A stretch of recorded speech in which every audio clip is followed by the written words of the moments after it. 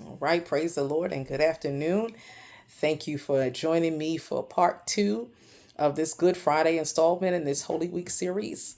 All right, we are now back at, or rather, we are still in Matthew chapter 27, now at verse 33, and we will be in this video at verse 33 to the entirety of the rest of chapter 27 here in Matthew. All right. As was my custom, and as is my custom, I will be reading and then we'll be unpacking it as we go along. All right. So now, uh, picking right up where we left off, and I'm reading out of the Amplified Version. All right. Amplified Bible, beginning at verse 33 of Matthew chapter 27. All right, here we go.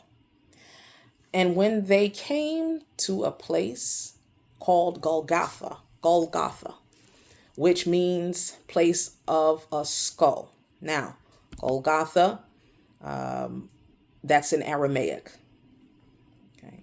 But in Latin, this place is called Calvarius, or what we know as Calvary. And in Greek, it's called Cranion. Okay. So, you may have maybe been confused. Like, was it on Calvary? Was it on Golgotha's hill? Well, it's by way of language. All right. It's by way of language. In Latin, Calvarius is Calvary, right?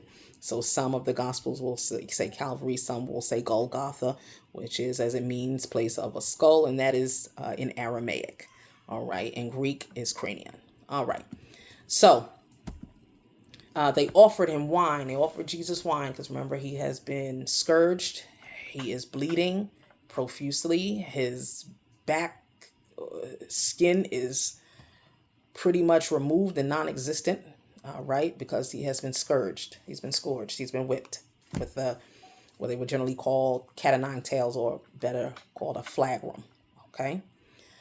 They offered him wine mixed with gall, which is myrrh. Remember, one of the gifts he got at his birth was myrrh.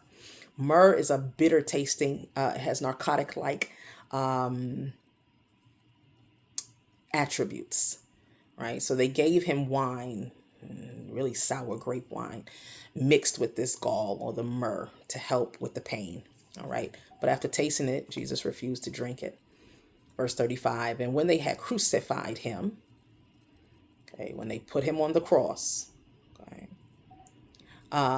they divided his clothes among them by casting lots. Okay. This is fulfilled prophecy again, right? We see the prophecy being fulfilled. This fulfilled the prophecy of Psalm 22, chapter 22, verse 18. They divided my clothes among them. Okay. And they began casting lots. Verse 36, then sitting down there, they began to keep watch over him, to guard against any rescue attempt. And above his head, they put the accusation against him, which read, this is Jesus, the King of the Jews. And Pilate made sure that was there. And if you look at any pictures with Jesus being on the cross, you will see a superscription above his head, right? With the letters INRI, right? And that's what that meant, right? That's what it read. The INRI meant this is Jesus, the King of the Jews. Okay. It was written in Hebrew, Latin, and Greek. Okay. And it varies slightly in each gospel account, and was probably a combination of them all. This is Jesus of Nazareth, the King of the Jews, right? Pilate was being facetious. Yeah, he said, because some of the chief priests and elders like, we have no king but Caesar. So Pilate is being real funny, like, yeah, okay. We're gonna make sure we put this sign above his head, and this sign, this is Jesus, the King of the Jews, because Pilate probably about tired of them anyway. All right, tired of these chief priests and elders, just like Jesus was. All right, verse 38. At the same time, right, Jesus wasn't crucified alone. Two robbers were crucified with Jesus, one on the right and one on the left. Those who passed by were hurling abuse at him and jeering at him, wagging their heads in scorn and ridicule. And they said tauntingly, you who would destroy the temple and rebuild it in 3 days, save yourself from death. If you are the Son of God, come down from the cross. In the same way, the chief priests also, along with the scribes and elders, mocking him, saying, he saved others from death. He cannot save himself. He is the King of Israel. Let him now come down from the cross, and we will believe in him and acknowledge him. Lies they tell. Lies they tell. Lies they tell. Jesus said in the parable of the beggar and the rich man, right? And then the rich man goes to hell, and he's in torment, and he sees Lazarus being comforted in Abraham's bosom. The rich man says, listen, one of the requests he asked him, he said, listen, if you can just touch the tip of my tongue with some water, right? Because it's hot down there. But his other request was to send someone from the dead to go tell his family members, go tell his family, listen, don't come here. Don't die and go into this torment. Don't go into Hades. Don't die. Don't go to hell when you die. He said, well, if somebody who would go from the grave, somebody who died and come back to life would go and tell him, then they wouldn't come here. And Abraham tells him, says, even if somebody is sent back from the dead, they ain't going to believe him. You know why? Because their heart is hardened. You ever engaged with anybody that no matter what you said, no matter what you did, they still didn't hear you? No matter how you did what they asked you to do the first time, they moved the goalpost a little bit further. Every time you did the last thing they asked you to do, now you did that and now still wasn't good enough. That's exactly the same group of people. Same group, same bunch of folks, same spirit. They got the same spirit, right? They saw Lazarus risen from the dead. They saw Jairus' daughter, right? One of the elders in Israel, Jairus' daughter. His daughter died, Jesus raised up from the dead. They saw the young man, or they at least heard about him. The young man who they were in his funeral processional, and Jesus touched the casket. The man got up because he was the only son of his mother, restored to life. They saw the blind man who could see, right? Man lame in his feet, all kind of miracles, and they still were discounting that he was the Messiah. So these chief priests, Sadducees, Pharisees, elders, they would never have been satisfied, even if Jesus did come down from the cross, because they would still try to kill him. So there's some people you're just never going to satisfy. And here they are exhibiting, right, that they are them. They have that mentality. So just stop. Jesus said, as people don't receive you, I tell you, go into a town and they don't receive you, I tell you what you do. As an insignia to that town, you get to the edge of that town, shake the dust off your feet in their sight, and go on to the next town. Go where they will receive you. Jesus could do no mighty miracles in Nazareth, in his own town, because is this not when he stands and reads Isaiah in the temple, is this not the carpenter's son? Don't we know his brother and his brothers and his sisters?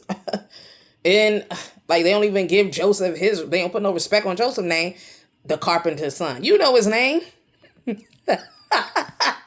So disrespectful. And that is them. There's some people you will never please. And Jesus says, calls them mockers and scoffers, right?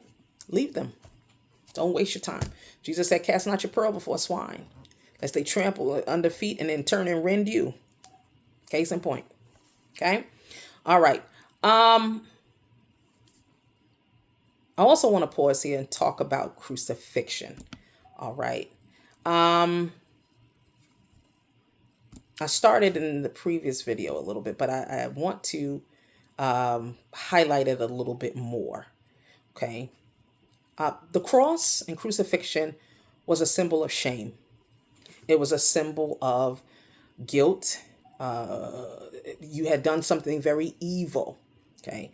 But what actually happens in crucifixion? How are they on the cross? That's what I want to talk about now, right? And what happens with crucifixion? How do they actually die as a result of crucifixion? Okay. Crucifixion was generally a slow death. It could take a few days for someone being crucified to die. Okay.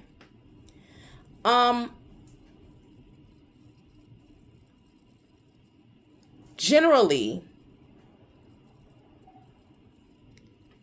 the nails. Oh, he had nails in his hands. Technically, it's not true. The nails would have had to be in the wrist or further down the forearm. Okay. All right. Furthermore, even for his legs,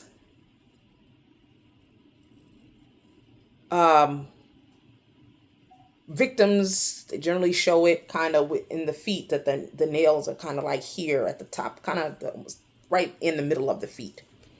Some say that the victims were often nailed through the heels to the side of the upright beam, right? Or fastened with a combination of nails and ropes, right?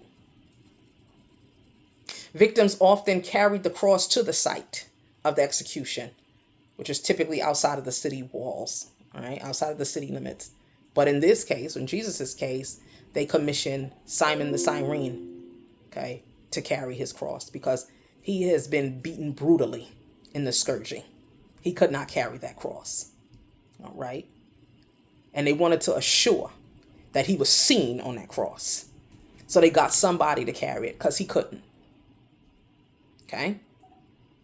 That was the ultimate, the open shame that they wanted to exact on him. It wasn't enough to scourge him. It wasn't enough just to crucify him. We want him, or rather for him to walk through the Via Dolorosa, right? The sorrow way, the way of pain is what Via Dolorosa means. Okay? It wasn't just enough for the scourging. No, one wanted to be seen, want everybody to see him up here on this cross. Okay. And generally, victims would generally die because remember, his arms are stretched out, right? They hung him high. They stretched him wide, right? Generally, people who were crucified would die from asphyxiation or suffocation, right? Because the victim could not support their weight, causing the chest muscles to fail.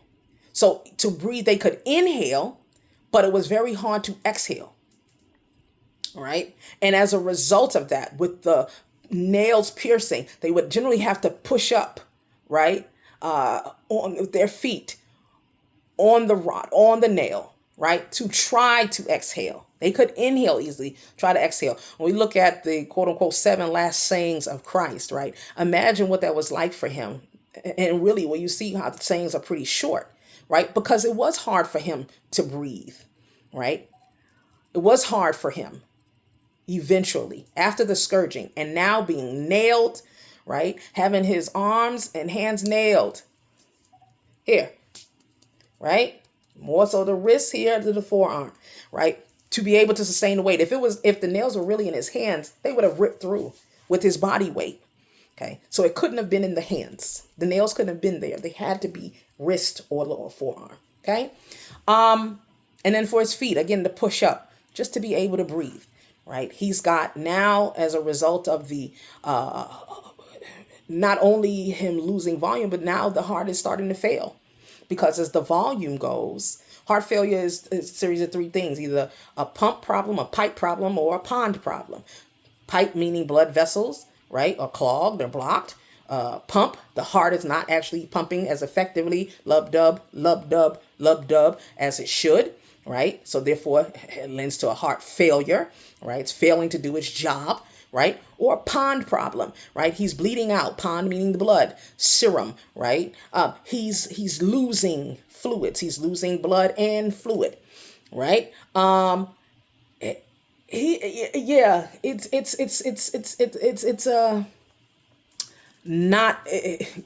It's just not any death that you would wish on even an enemy. Okay? Because it's excruciating. All right. So Jesus is going through all of this on the cross, and he is innocent, but he is fulfilling his Father's will. Okay. Not only that, with crucifixion, they are exposed because of those wounds, so therefore they're highly likely to be exposed to infection, All right. And if they didn't die within, he's got dehydration because he's not drinking anything and the fluids are leaving his body. So he's just on the way. It's a very slow, can be generally slow way of suffering. It's a suffering way to die. All right. And eventually, generally what happens is that to hasten the death of the individual that's being crucified, they would do what? Break their legs. They would break their legs. Okay. They would break their legs. And they would break the legs specifically, right? It was below the knee. Okay. And they did that, right? It's called crurifragium in Latin. It's a Latin term for breaking the legs of a condemned person below the knee using a heavy iron club. You see in these movies sometimes somebody get hit below the knee with a club or a blunt instrument. It takes them down, and it can be very painful, right? This practice was commonly used by the Romans to hasten death or hurry up and bring death on during the crucifixion or as a standalone punishment for slaves. Right? You ain't gonna be able to run nowhere, right? Eventually, if you break the legs, they can't push up to help them exhale, to breathe. So now they're also developing acidosis, right? Because now they're not breathing out fully. So carbon dioxide is building up in their body, right? Eventually, all right, they're gonna die if they don't remedy that. Okay? Yeah. You inhale to take in oxygen, you exhale carbon dioxide.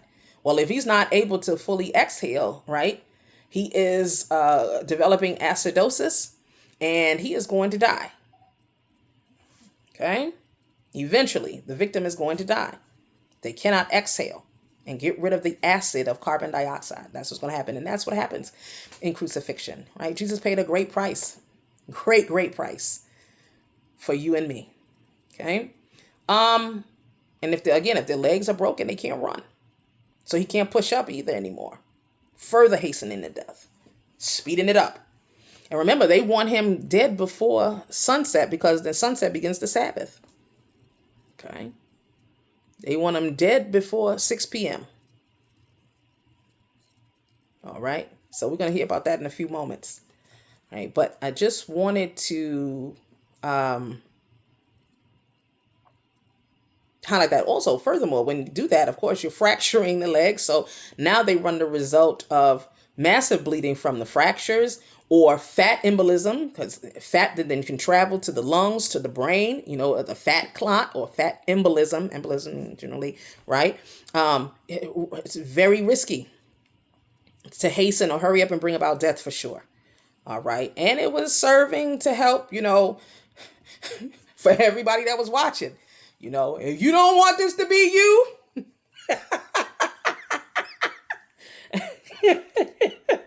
I suggest you don't do nothing that'll land you here, right? It was good anticipatory guidance, right? Yeah, I know you don't want that, right? So don't do it. All right. So they're taunting him and the like. And there are two robbers. As I said, Jesus is crucified next to two thieves. Now Matthew's account says that the robbers in verse, let me read verse 40. I'll pick up again with verse 40. Verse 43. This is still the high priest and them taunting him. He trusts in God. Let God rescue him now, if he delights in him. For he said, I am the Son of God. The robbers who had been crucified with him also began to insult him in the same way. But in the other accounts, I want to say it is John. Okay. Or maybe in Mark or Luke. It's in Luke. Luke chapter 23, verses 39 through 43. And I'm going to read that quickly. And it says, and one of the malefactors, or one of the thieves, which were hanged, railed on him, saying, If thou be Christ, save thyself and us. But the other answering rebuked him, saying, Dost thou not fear God, seeing thou art in the same condemnation? And we indeed justly. So we up here rightfully so. We did the crime and we doing the time. We're being crucified. It's just for us to be crucified. Okay? For we receive the due reward for our deeds. But this man, talking about Jesus, hath done nothing amiss. He didn't do anything wrong. Verse 42. And he said unto Jesus, Lord, look at him. Abba, Lord, remember me. Right? So he's repenting and he's declaring Jesus his Lord. Okay? Lord, Master, remember me when thou comest into thy kingdom. And Jesus said unto him, Verily, verily means of a truth, I say unto thee, today shalt thou be with me in paradise. Right? Symbolic of choices. Everybody's not going to choose Jesus. Everybody's not. There's some that's going to reject him. Like one of the two thieves.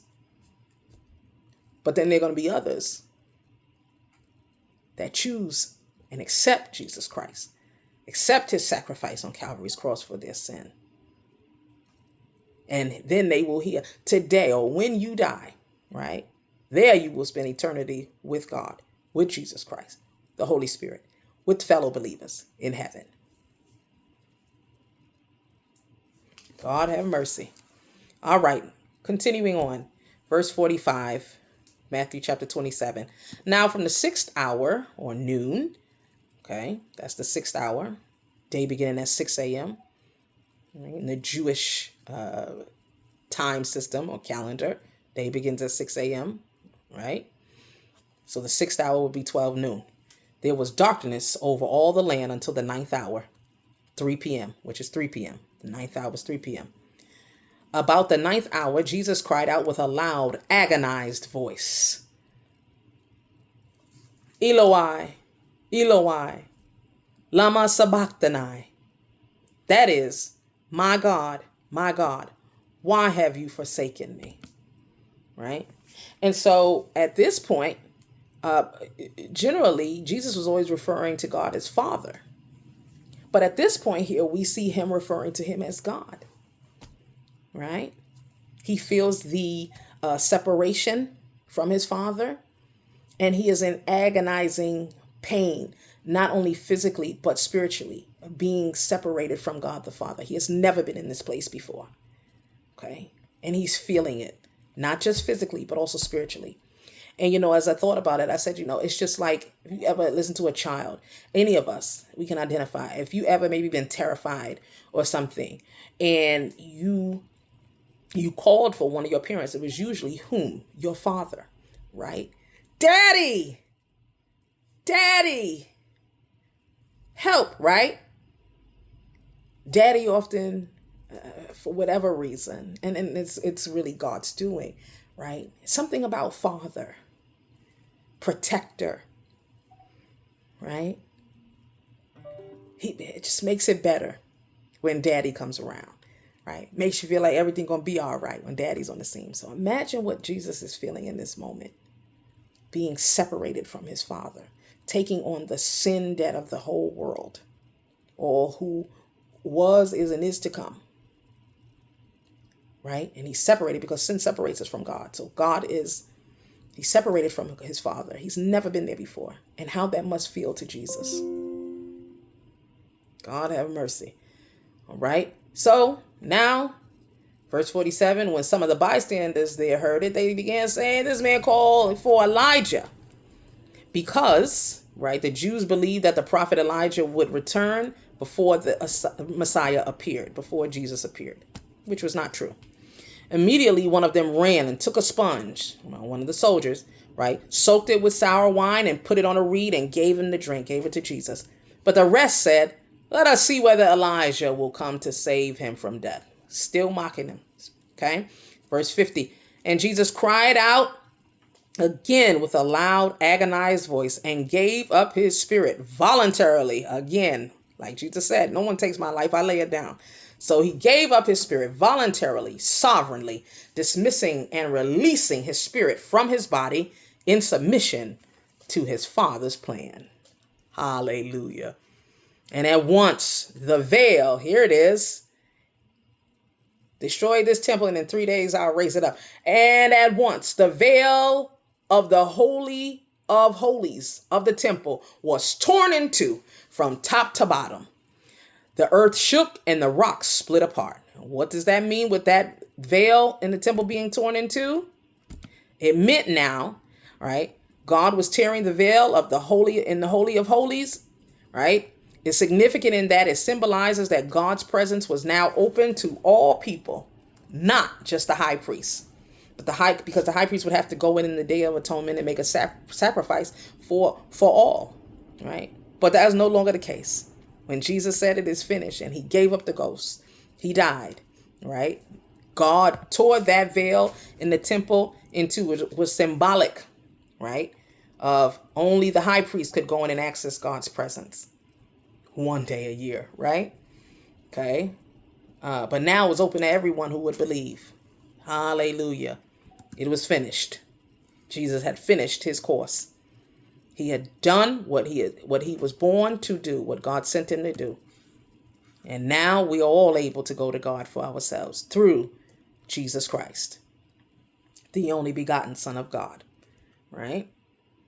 The tombs were opened, and many bodies of the saints, God's people, who had fallen asleep in death, were raised to life. And coming out of the tombs after his resurrection, they entered the holy city, Jerusalem, and appeared to many people. Isn't that something? Now, the centurion and those who were with him keeping guard over Jesus, when they saw the earthquake and the things that were happening, they were terribly frightened and filled with awe and said, truly, this was the Son of God. Some of the gospel writers said they smote their breasts, right? They realize, right? And that generally is symbolic of having great guilt or remorse or shame about something, okay? That they had to say, right? With all the tumult that started in the bodies that were coming out of the tombs after his resurrection, okay? And were raised to life. Verse 55. Okay, there were also many women there looking on from a distance who had accompanied Jesus from Galilee, ministering to him. Among them was Mary Magdalene, Mary of Magdala, right, which was a suburb of Galilee, hence her name, and Mary, the mother of James and Joseph, or the sons of Zebedee, or rather, James and Joseph believed to be Jesus's cousins, right, and Salome, the mother of Zebedee's sons, James and John, who were two of Jesus' three inner confidants of the disciples. All right, now, verse 57 through 61. All right, and that'll wrap for today. Read these. That'll be what happened on this Good Friday. All right, so Jesus is now going to be buried. So when it was evening, there came a rich man from Arimathea named Joseph, who was also a disciple of Jesus. He went to Pilate and asked for the body of Jesus so that he might bury him. And Pilate ordered that it be given to him. Give Jesus' body to Joseph of Arimathea. And Joseph took the body and wrapped it in a clean linen cloth, burial wrapping, and laid it in his own new tomb, which he had cut in the rock. And it's a new tomb, right? So even in this, right, the tomb that they even laid Jesus in had to be pure, not used by anybody else before, right? It had to be pure, even in his death, right? Purity must follow, okay? And in some of the Gospels, it says that even Nicodemus was there to help in dressing Jesus's body, and he brought what it said, like 100 pounds of in Roman currency worth of spices and things to anoint Jesus's body. Okay. He laid it in his own new tomb, verse 60, which he had cut in the rock. And he rolled a large stone over the entrance of the tomb and went away. Verse 61, last verse. And Mary Magdalene was there, and the other Mary, sitting opposite the tomb. The women are going to be really, really important. Furthermore, as they were in Jesus' ministry, right? Jesus makes mention to make sure to mention the women, because he wanted them to know, and restoring dignity to women in this patriarchal society. You do have value. You've always had value in God's sight, and they're going to be very important, right? In come Sunday. Let me just say it that way. All right. So here we have it. Good Friday. Good Friday, and what we have done. Or what Jesus rather has done. And what we've done in covering this series, what I've done in covering this series, I pray it has blessed you, and that you have a deeper understanding of the great price that Jesus Christ has paid for all of us. All right. So with that, that's the end of this installment for Good Friday. Back tomorrow, Lord willing, with what's called Silent Saturday. All right. See what happens then. All right, you guys, take care. Be blessed. Till next installment. Blessings. Bye-bye.